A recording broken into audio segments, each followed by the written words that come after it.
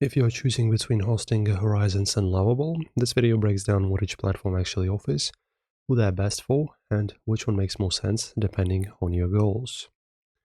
So firstly, let's discuss Hostinger first.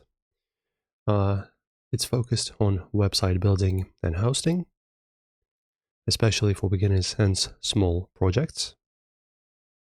It's tightly integrated with Hostinger's infrastructure, which means domain management, hosting, and site tools are all in one place.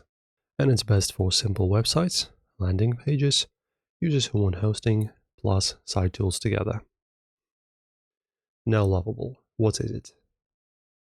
So Lovable is more about design-first creation. It focuses on visuals, layouts, and branding, making it appealing for creators who want stylish pages without dealing with hosting details right away. And this one's best for personal pages, creative portfolios, and fast visual design without technical setup. And now, in terms of ease of use, Hostinger Horizons is beginner-friendly. If you want everything managed in one place, domain, hosting, and site tools. Lovable feels more lightweight and design-oriented, but you may need extra steps if you want to connect hosting or advanced features.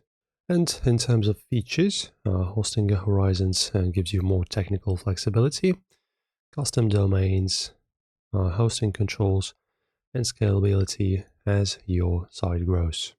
And Lovable focuses on simplicity and aesthetics, but it's more limited for advanced website functionality. In terms of pricing and value, Hostinger is usually better value if you need long-term hosting and plan to grow your site. Lovable works well if you just need a quick, good-looking page without worrying about back-end details. So in terms of a final verdict, let's discuss. Choose Hostinger Horizons if you want a all-in-one solution with hosting and room to scale, and Lovable if your priority is fast, clean design and minimal setup. And that is our Hostinger Horizons versus Lovable in a nutshell. If you want a deeper comparison or a setup tutorial, let us know, and don't forget to like and subscribe, and thanks for watching.